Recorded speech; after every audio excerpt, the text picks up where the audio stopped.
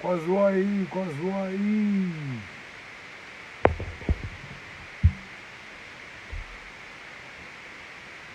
Tokuchingamidzai mose.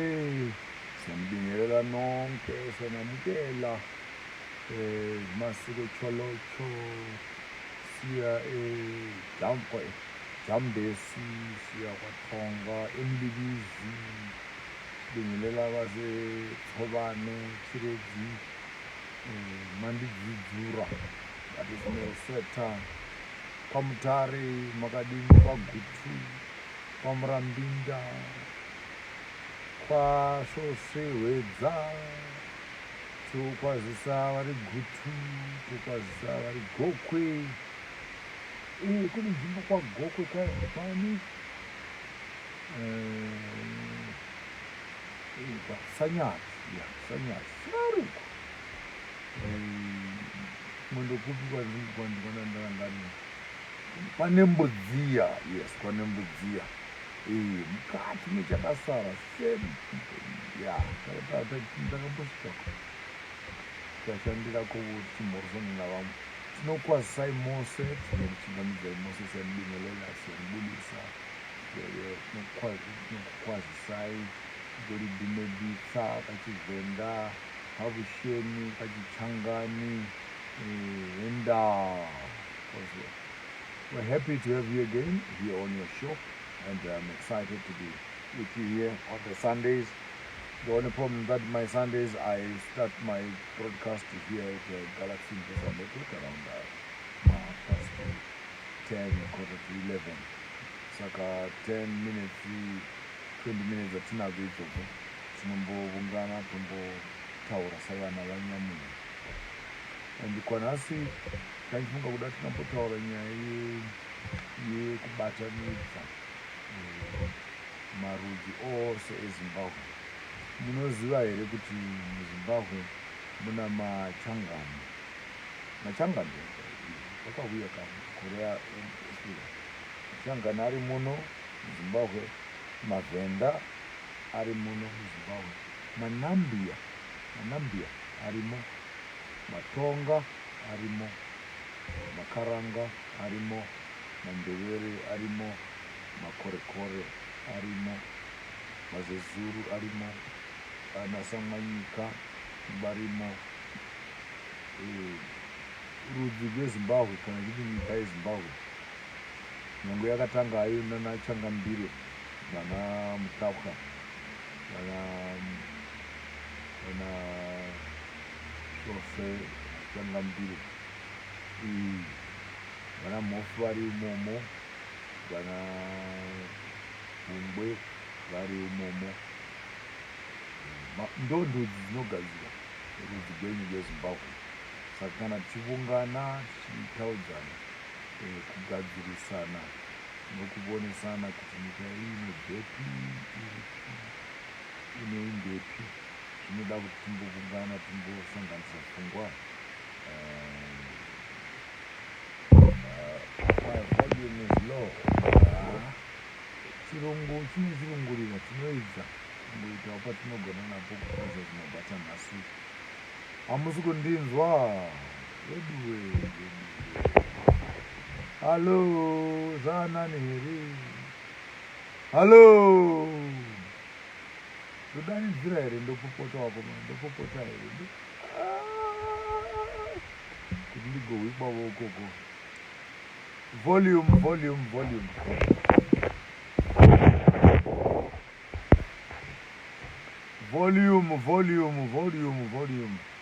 Volume yangu yagara ichingova nedambudziko.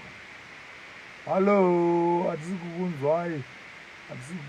Volume. Ndakona izvi.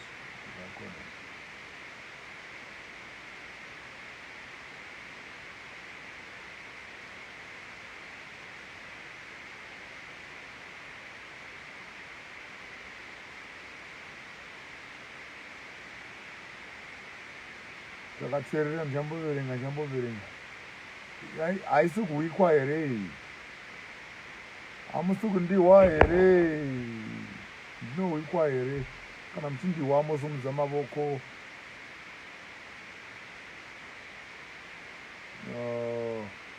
ndinoikwa here kwai ndingoti kwai bata iphone hallo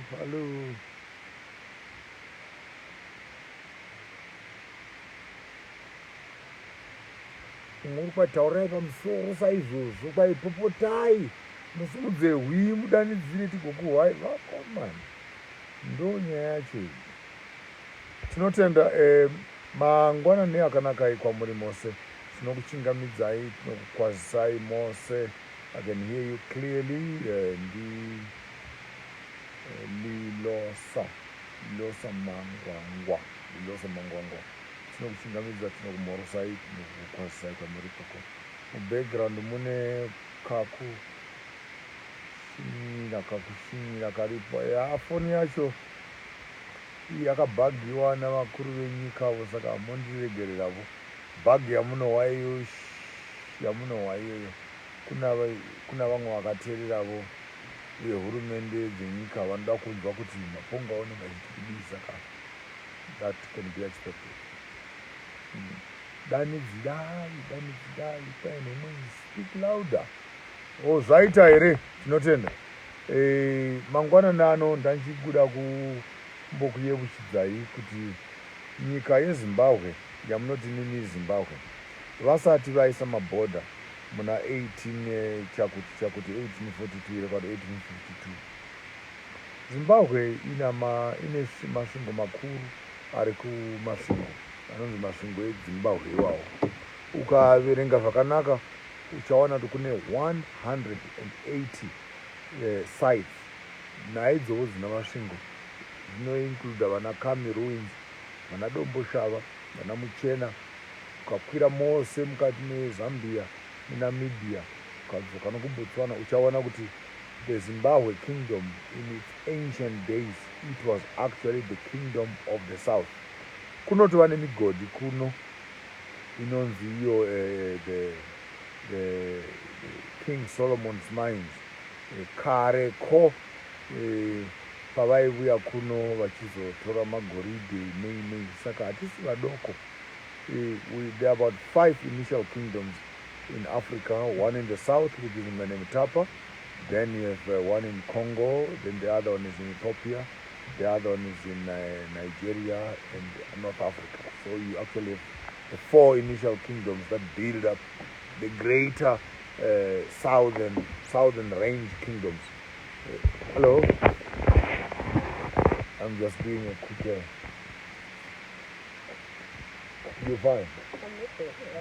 No, we are together today. Yeah, we are together. Okay, let's make it happen. Okay. The building of these kingdoms, therefore, has to do with us beginning to understand okay, for us to begin to understand the extent and the value of our initial indigenous governance systems. And by the time Zimbabwe comes to become a country or a democratic country, we must be aware that we are not being democratized when we are not cultural. We actually have an empire. What Swaziland did in terms of maintaining their indigenous vachichengetedza ushe hwavo hweSwaziland, zvavakaita kuLesotho kuchengetedza ushe hwavo nedzimwe ndudzi dzakasiyana-siyana, vamwe navamwe vachibatana pavanogona kubata napo kuti vasarasikirwa nezvose. Imi veZimbabwe makakanganwa kuti nemivo munoushe hwenyu hweZimbabwe hwamarasha hwaitengesa nokushanda navapungu, vachena, maindia navachina kareko. Taitogadzira goridhe, vaiuya vachizoitora yatogadzirwa yava goridhe, taichera, taisuka, taipukuta. Saka musadherera, musaunganyatsi imvelo yako. Imvelo yako izokutyela ukuba wena njengomuntu waseZimbabwe ubuhlakani ubesinabo, ubuntu ubesinabo, ubuchwepheshe ubesinabo, ukwazi ukusebenzisana, ukwemba, ukulungisa le micimbi ke nezinto abazithole emhlabeni mabizo sibe singalindi abelungu ukuthi basitshele ukuthi kwenzekela kanjani. Itogadzira thomene sasilungise bethole igolide sekuligolide, isilva sokuyisilva, i-iron ore sokuyi-iron ore. So lukhona ulwazi olube lukhona ngaphambili abelungu bangakafiki esifanele sivakashele siye khona tindovunganidza zvose izvozvo tigovona kuti savana vezimbabwe kutanga kushandira papi tichiinda mberi. Batai nyaya iyoyo vana vezimbabwe kuti mudzidze kuti kubva kusouth africa kuenda kumozambique kuenda kubotswana nezambia nemalawi, ini vana vamutapa yanga iri nyika yenyu yose iyoyo, yanga iri nyika yenyu yose iyoyo. Kubva kuzimbabwe kundobata kwamuchena tete seruku kundodzira tinotova namasvingo ari ikoko anotaridza kuti savana vezimbabwe bhodha redu harizi bhodha rakaekwa navarungu, bhodha redu rakakura kudarika bhodha rakaekwa navarungu. Asi munowisisa nyaya yakaitika vokuberlin vakazotora mepi yeafrica ndokutara kuti ini munoperera apo pati. Tikakuudzai kuti zimbabwe haisi country yamunayo iko zvino papolitics dzenyu. Zimbabwe ine 180 plus sites southern africa yose, south kubva kutanzania kundobuda cape town izimbabwe. Yes, Botswana, Namibia, iZimbabwe, Mozambique, iZimbabwe yose iyi. Nokuti paunongowana monument site yakafanana neGreat Zimbabwe kandokudzidza uko muona savana vezimbabwe kuti tanga vakuru vedu, madzishe edu nemadzinza edu nemadziteteguru edu anga atasamura atandavadza runyemba kubata southern kingdom dzose dziri kuno ndedzedu, kuzoitavo yeethiopia, koita yecongo, koita yenigeria, koita yemali. So if you can do your research unogona kuona kuti the 5 before colonization yatanga madzimambo aitonga kuno kusouthern africa ndaapi. Ini savana vezimbabwe munondisvodesa, hamuna nhumbi dzezimbabwe, hamuna umambo hwezimbabwe, hamuna chivanhu chezimbabwe, kungowanza chirungu kutaura chirungu kwazvo. Mukangamwa kuti ndimi vakuru kumakingdoms of the south. Munhu mutapa is the biggest.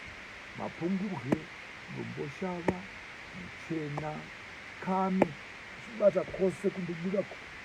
Zimbabwe is not as small as you think it is as a country. But anyway, zvimwe zvazvingawisisi kuna vana vadoko vanozoona sekuti ningokambira. Dzidzai nhoroondo dzenyu mugoona kwamunobva, mugoona pamuri. But I want to encourage you as Zimbabweans, vana veZimbabwe, start collecting information. You need to know your territorial advantage. And say Zimbabwe, we are not as small as they say we are. I thank you.